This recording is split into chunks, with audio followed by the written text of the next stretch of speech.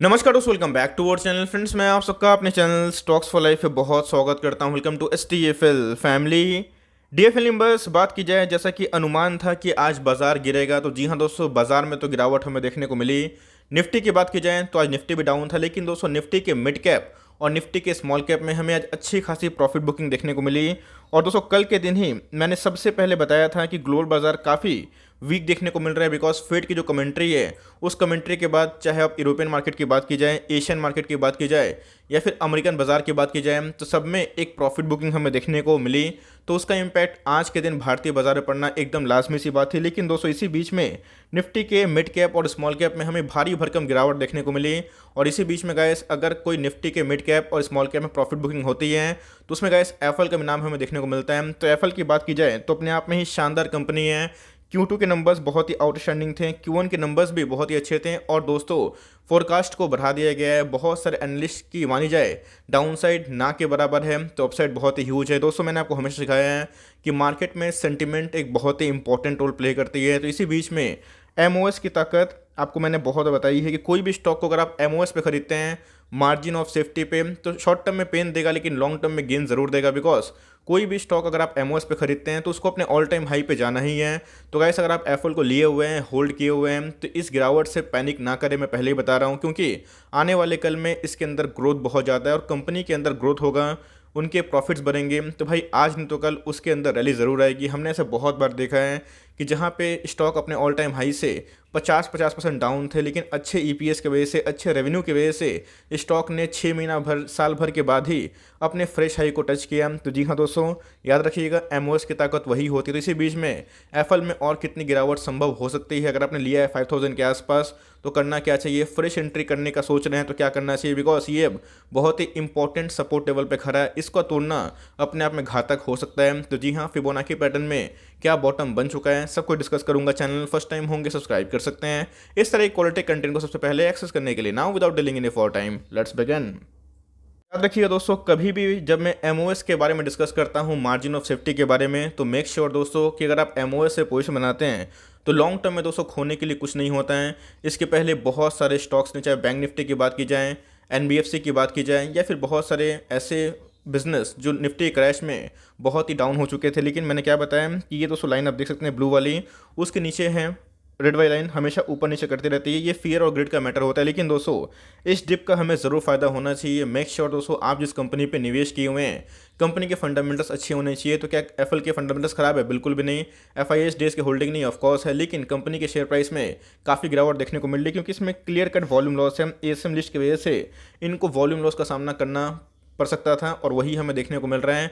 तो कोई बड़े प्लेयर्स अभी देखने को नहीं मिल रहे। लेकिन दोस्तों एज अ इन्वेस्टर आपको हमेशा अच्छे स्टॉक को सही भाव पे खरीदना चाहिए। जब आप दोस्तों वोडाफोन आइडिया, येस बैंक को 5-5 साल होल्ड करने का सोचते हैं, तो अगर आपका विजन अगर 5 से 10 साल का है और एफएल में अगर आपको लॉन्ग टर्म गेम खेलना है, तो गाइस इस गिरावट का आपको भरपूर फायदा उठाना चाहिए। वैसे याद रखिएगा, मार्केट में सेंटीमेंट भी बहुत ही इंपॉर्टेंट रोल प्ले करते हैं। मैंने क्या बताया दोस्तों कि हमेशा कोई भी स्टॉक मार्जिन ऑफ सेफ्टी पे नहीं मिलता है, उसमें एक्सट्रीम पैनिक होना चाहिए, तभी दोस्तों आपको वो स्टॉक मार्जिन ऑफ सेफ्टी में मिलता है। लेकिन हमें ये ध्यान रखना चाहिए कि कोई भी स्टॉक अगर आप एमओएस पे खरीदते हैं तो उसका फ्यूचर क्या है। तो जी हाँ दोस्तों, डिजिटल मोबाइल मार्केटिंग की बात की जाए, टारगेट मार्केटिंग की बात की जाए, तो इसमें बहुत ही शानदार कंपनी दिखाई पड़ती है। आने वाले कुछ समय में इनके जो एक्विजिशन बिजनेस है उनका भी रेवेन्यू कंट्रीब्यूट होगा, और उनके रेवेन्यू कंट्रीब्यूट होंगे तो प्रॉफिट भी कंट्रीब्यूट होगा। लेकिन दोस्तों मैंने क्या बताया कि मार्केट एक साइकिल है। अगर आप देखें तो सबसे पहले कैसे यूफोरिया बनता है कि चलो भाई खरीद लेते हैं, उसके बाद धीरे धीरे डिनाइल होता है, पिस्म में कन्वर्ट होता है, उसके बाद क्या होता है, पैनिक होता है। और कोई भी, चाहे वो इंडेक्स की बात की जाए या फिर स्टॉक की बात की जाए, बियर और बुल साइकिल दोस्तों आते ही रहता है। लेकिन फिर से हमें जब लगता है कि उधर पे कोई भी गुंजाइश नहीं बची है, तो धीरे धीरे दोस्तों जो बड़े पार्टी होते हैं माल उठाना स्टार्ट करते हैं और उसके बाद फिर से गैस ऑप्टिमिज्म में कन्वर्ट हो जाता है। तो मेरे हिसाब से अगर आप एफएल को होल्ड किए हुए हैं तो कम से कम दोस्तों आपको एएसएम लिस्ट से बाहर निकलने का वेट जरूर करना चाहिए। और इस पूरे साल दोस्तों आपको एफएल को जरूर टाइम देना चाहिए, बिकॉज यूफोरिया की बात की जाए वो पैनिक में कन्वर्ट हो चुका है। लेकिन जैसे मैं बताया कि इंडेक्स डाउन रहेगा तो कोई भी स्टॉक गिरेगा, लेकिन कोई भी स्टॉक कितना गिरेगा वो बहुत ही इंपॉर्टेंट हो जाता है। तो मेक श्योर दोस्तों आपके जो होल्डिंग जो स्टॉक्स होने चाहिए उसके अंदर ज़रूर फंडामेंटल्स अच्छे होने चाहिए। एफएल की बात की जाए, आप देख सकते हैं कि स्टेज 4 में हमें देखने को मिल रहा है, और दोस्तों 9 सितंबर को इनके अंदर रिवीजन स्टार्ट होगा। उसके बाद पर वीक की बात की जाए, इनको स्टेज 3 से स्टेज 2 और स्टेज 1 में डाल दिया जाएगा। तो इसी बीच में अगर आप देखें तो अभी भी दोस्तों हमें एक अच्छी खासी दिन का वेट करना पड़ सकता है। 9 सितंबर में इनके अंदर रिवाइज होने के चांसेस है। लेकिन दोस्तों एप्पल का शेयर प्राइस गिर रहा है, मैंने क्या बताया, अगर आप इन्वेस्टर हैं तो आपको घबराने की आवश्यकता नहीं है, क्योंकि दोस्तों हर एक इन्वेस्टर के लाइफ में ये एक साइकिल आता है।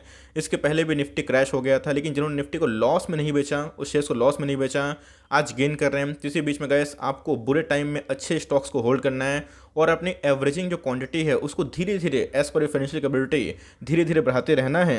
ऐसा बात कर लेते हैं फिबोनाची पैटर्न की। जी हाँ दोस्तों, फिबोनाची पैटर्न को मैं बहुत रिस्पेक्ट करता हूँ, क्योंकि मार्केट में इसका ज़रूर इंपैक्ट देखने को मिलता है। इसके पहले गाइस मैंने बताया था कि जो फर्स्ट फेज ऑफ करेक्शन है 23% वो हो चुका है। लेकिन दोस्तों एप्पल की बात की जाए, अब सेकंड फेज ऑफ करेक्शन में देखने को मिल रहा है, जिसका कितना भाव देखने को मिलता है 38% के आसपास। मतलब अगर आप ऑल टाइम हाई से एप्पल को 38% माइनस करते हैं तो आप पकड़े चलिए कि 3900 के आसपास फिबोनाची के अकॉर्डिंग दोस्तों एक बॉटम बनने के चांसेस हैं। ध्यान रखिएगा दोस्तों, चांसेस हैं, लेकिन कितना गिरेगा ये बहुत ही इंपॉर्टेंट है, क्योंकि अभी भी दोस्तों वॉल्यूम लॉस है और 4000 के आसपास एप्पल ट्रेड करता हुआ दिखाई पड़ रहा है। आज के दिन की बात की जाए, आज हमें 2% के आसपास गिरावट देखने को मिल रही थी, जहां पे बहुत सारे स्मॉल कैप और मिड कैप में भी हमें पिटाई देखने को मिली। ऑल्दो अगर आप देखें तो 4000 का इंपॉर्टेंट लेवल को दोस्तों ये सर्वाइव करने की कोशिश कर रहा है। अगर ये सर्वाइवल नहीं होता है तो जी हाँ दोस्तों इसमें एक और फॉल हो सकता है। लेकिन मैंने क्या बताया है, ये दोस्तों अपने एमओएस पे खड़ा है और इसके नीचे फॉल अगर होता है, मैं आऊँगा टेक्निकल चार्ट पे, वो आपको सुपर एमओएस देता है, जहाँ पे अगर आप लॉन्ग टर्म होल्ड करते हैं, इसका फेस वैल्यू 10 है और इसको लेके आराम से अगर आप लंबा सोच के छोड़ देते हैं तो जी हाँ दोस्तों ये कंपनी को बहुत रिवॉर्ड कर सकती है, बिकॉज कंपनी के अंदर ग्रोथ पूरा विजिबल दिखाई पड़ जाता है। अगर आप देखें दोस्तों तो हमें पूरे अभी तक जनवरी के महीने में जितना भी इनका परफॉर्मेंस था सारा इरेज होते हुए देखने को मिल रहा है और 3% के आसपास ही ये तेज होते हुए देखने को मिल रहा है। याद रखिएगा दोस्तों 5200 के आसपास इनके अंदर QIP हमें देखने को मिले थे, जहाँ पे बड़े बड़े इंस्टीट्यूशन पार्टिसिपेट किए थे। तो गैस आज नहीं तो कल ये भाव आना तय है और एप्पल के जो फंडामेंटल्स है और जो ग्रोथ एप्पल के जो मैनेजमेंट की तरफ से आ रही है, अगर वो ग्रोथ सस्टेन करते हैं तो आने वाले कल में दोस्तों ये 5000 क्या 10,000 क्या 15,000 का भी स्टॉक बनेगा। लेकिन उसके लिए गाइस आपको बहुत ज़्यादा पेशेंस की आवश्यकता होगी, तभी आपको रिवॉर्ड मिल सकता है। एप्पल की बात की जाए दोस्तों तो ASM लिस्ट के पहले अगर आपने देखा होगा तो एप्पल हमेशा एक रैली में पार्टिसिपेट कर रहा था, लेकिन उसके बाद रेगुलेटरी बॉडी ने इधर पर क्या किया, इसको ASM लिस्ट में डाल दिया। और ASM लिस्ट के बाद दोस्तों इनके रोबस्ट या फिर अच्छे Q1 के नंबर्स होने के बावजूद भी और Q2 के अच्छे नंबर्स होने के बावजूद भी इसमें फॉल हो रहा है। लेकिन याद रखिएगा फॉल दोस्तों टेम्प्रोरी होता है, स्टॉक के फंडामेंटल्स अगर जिंदा होते हैं तो आपको रिवॉर्ड जरूर करेगा। अगर आप देखें लिस्टिंग से गाइस ये 300% का अपसाइड दिखाई पड़ रहा है और जिस हिसाब से इनके मैनेजमेंट कमेंट्री है वो आने वाले कल में दोस्तों बहुत ही ऑप्टिमिज्म के राह पे मैनेजमेंट चल रही है। सब कोई भी स्टॉक को होल्ड करते हैं तो मेक श्योर उसके अंदर ग्रोथ होना चाहिए। तो अगर आप देखें तो एप्पल का दोस्तों जो कामकाज है इंडिया में भी चलता है, मोबाइल मार्केटिंग की बात की जाए और इंडिया के बाहर भी चलता है, और दोस्तों लैटिन अमेरिका में अपने प्रेजेंस को ये बहुत ही मजबूत कर रहे हैं। आई होप दोस्तों मैंने इसके पहले जो वीडियो बनाई थी आपने देखा होगा किस हिसाब से इनके जो CEO और MD हैं अपने बिजनेस को लेकर काफ़ी ऑप्टिमिस्टिक है। लेकिन मैंने क्या बताया कि ASM लिस्ट में अगर कोई कंपनी होती है तो उसमें दोस्तों ऑफकोर्स एक वॉल्यूम लॉस होता है। बड़े पार्टी थोड़ा सा माल खरीदते ही अपर सर्किट में फ्रीज हो जाता है, तो बड़ा पार्टी उधर पे दोस्तों थोड़ा सा अवॉइड करते हैं। लेकिन कंपनी की ग्रोथ के बारे में डिस्कस करें तो आप देख सकते हैं गाइस कि इनके हर एक क्वार्टर के जो नंबर्स है आउटस्टैंडिंग है और कंपनी के अंदर पूरा ग्रोथ विजिबल दिखाई पड़ जाता है। मार्केट की बात की जाए आप देख सकते हैं कि 11,000 करोड़ के अप्रॉक्स इनके मार्केट कैप दिखाई पड़ते हैं। करंट मार्केट प्राइस की बात की जाए तो 4,000 के आसपास दिखाई पड़ रहा है। हाइस दोस्तों आपको ये बहुत ही डिस्काउंटेड मिल रहा है, मैं बोलूँगा कि 38% बहुत ज़्यादा डिस्काउंट होता है। अगर आप देखें तो स्टॉक का पी दोस्तों जो पहले 120-30 के आसपास था, इनके अर्निंग्स की वजह से वो 100 के नीचे आ चुका है। अभी की बात की जाए तो 71 के आसपास, जो पहले से बहुत ही कम हो चुका। कंपनी के ROE के बारे में डिस्कस करें तो गाइस 39 के आसपास हैं, जो अपने आप 39 के आसपास। तो ROC माफ़ करिएगा, ROE के बारे में डिस्कस करें तो 45 के आसपास है। मतलब इनका एक शेयर इनके बिजनेस में कितना कमा देता है, ये बहुत ही हाई होता है। 15 से 20 को मैंने आपको सिखाया है कि बहुत ही आइडियल होता है। इनका दोस्तों जो नेट प्रॉफिट जनरेशन है वो बहुत ही शानदार है और फेस वैल्यू कितना है 10 के आसपास। तो इसीलिए अगर आप लॉन्ग टर्म प्लान करते हैं तो जी हाँ दोस्तों ये जो फियर है ये ग्रिड में भी कन्वर्ट होगा और तब कंपनी जब बहुत बड़ी हो जाएगी तो आपको स्पीड देकर रिवॉर्ड कर सकती है। हमने देखा कि कंपनी के अंदर पूरा ग्रोथ विजिबल दिखाई पड़ रहा है, कंपनी के प्रॉफिट बढ़ रहे हैं, कंपनी के रेवेन्यू बढ़ रहे हैं, कंपनी के जितने भी बिजनेस है वो भी हमें एक्सपेंड होते हुए देखने को मिल रहे हैं और कंपनी का विजन पूरा क्लियर कट एकदम सिंपल सा है कि 25 से 30% के आसपास इनको ऑर्गेनिक ग्रोथ करना है, जो अपने आप में कंपनी अचीव कर लेगी, ऐसा कंपनी का मानना है। और अगर प्रमोटर होल्डिंग देखें तो 60% के आसपास है, जो बहुत ही स्ट्रॉन्ग है। बात की जाए FIAs की तो गाइस उनका भी जो स्टेक है 18% के आसपास दिखाई पड़ता है और पिछले लास्ट क्वार्टर से इनका स्टेक थोड़ा सा बढ़ता हुआ दिखाई पड़ रहा है। डीएस की बात की जाए तो इनका स्टेक भी 7% के आसपास है। मतलब प्रोमोटर होल्डिंग को छोड़ के दोस्तों एफआईएस और डीएस को मिला लिया जाए तो 25% का स्टेक लेकर रखते हैं, और बाकी जो पब्लिक के पास 15% का स्टेक है ऑलमोस्ट। तो ये दोस्तों शेयर होल्डिंग पैटर्न की बात की जाए तो ये बहुत ही मजबूत दिखाई पड़ जाता है। बीच में अगर आप देखें दोस्तों, जो एनालिस्ट का फोरकास्ट है वो बहुत ही इंपॉर्टेंट हो जाता है कि एनालिस्ट इसको कैसे देखते हैं। तो आने वाले एक साल में अगर आप देखें तो एनालिस्ट लोअर साइड पे भी अगर आप देखें तो 5000 का टारगेट किए हुए हैं। मतलब मैंने आपको बताया दोस्तों कि 5200 के आसपास इनके QIP हमें देखने को मिलते हैं। तो ये कोई भी कॉस्ट में आने वाले एक साल में ये पूरा मुझे अचीवेबल दिखाई पड़ता है।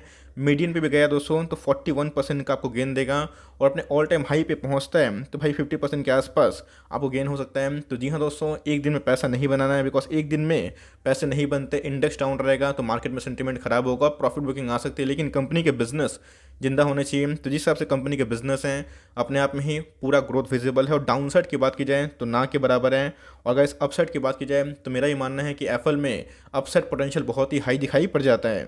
आप देख सकते हैं कि इधर पे बहुत ही इंपॉर्टेंट लेवल है जिसको तोड़ने की कोशिश कर सकता है 4000 के आसपास। जैसे दोस्तों मेरा आज एक जीडीटी था वो हिट होता हुआ दिखाई पड़ा है, और मेरे ऑफकोर्स जो शेयर्स हैं वो परचेस हो गए हैं। तो ये दोस्तों बहुत ही इंपॉर्टेंट होता है। मैंने आपको 4200 के लेवल से बताया कि हर 5% के आसपास ड्रॉप में इसको लॉन्ग टर्म के लिए होल्ड करें और धीरे धीरे उठा सकते हैं। चाहे वो हमेशा 100-200 क्वांटिटी नहीं दोस्तों, 2-4 quantity as per financial capability उठा सकते हैं। इधर पर अगर आप देखें तो मनी फ्लो इंडेक्स दोस्तों बहुत ही वीक हो चुका है। बात की जाए पहले दोस्तों जो बहुत ही स्ट्रॉन्ग था, धीरे धीरे वीक होता हुआ देखने को मिल रहा है।